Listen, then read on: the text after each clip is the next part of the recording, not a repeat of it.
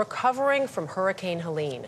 The storm is blamed for 225 deaths, and this morning, an estimated 700,000 people in the southeast are without power. That's more than a week after Helene made landfall.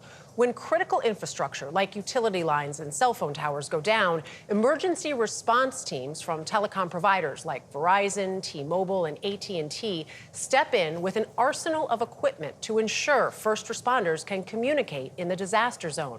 Omar Villafranca got a look at how that critical connection is restored. It's scenes like these from Hurricane Helene that call Kelly Morrison into action. It's a responder truck. Morrison is showing us the equipment his teams use to get AT&T cell phone towers back up and running after a disaster tears them down. What are the type of incidents that you've responded to personally?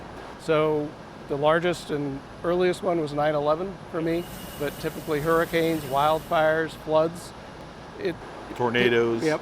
Morrison's AT&T network disaster recovery teams have a fleet of equipment ready to fix critical communication infrastructure, not just for customers, but for first responders to do their job. From skid steers to remove debris, to drones that act as flying phone towers, capable of hovering for hours and providing cell service to a 10-mile radius. How quick can you get this up after a storm? As long as we have a generator on site and the backhaul trailer, which takes those signals and puts it out on our network, hour or two.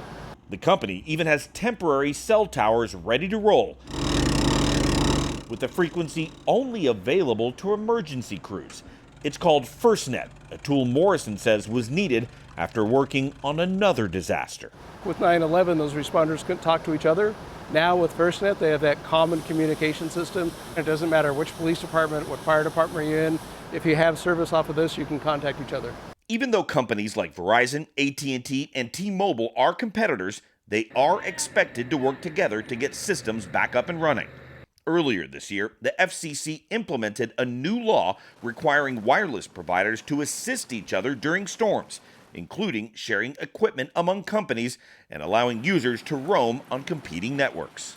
AT&T CEO John Stankey says the company has invested tens of millions of dollars setting up 5 warehouses of equipment around the country, ready to respond to the evolving threat of natural disasters. You know, our approach to this has been ever-changing. We've all heard about dynamics of what's happening with global warming and weather patterns changing. That is happening. Is that affecting how you guys respond? 100%. I kind of joke now, we used to just kind of have a land force, now we have a Navy. The company bought boats and these amphibious Hydra-Trek vehicles after having to move through floodwaters in Florida after Hurricane Ian. Mike Ollier was in the Navy and is trained to drive this half boat, half tank. Any kind of small debris, it's not going to go over a big boulder, but trees or limbs or telephone poles. Morrison says his team will continue to try and learn lessons from each disaster response to try and keep a step ahead of Mother Nature. Whether it's a business, whether it's a mom and dad, whether it's government, whether it's first responders, that's who we are. We're communications, and we need to provide that. For CBS Saturday Morning, I'm Omar Villafranca in Dallas.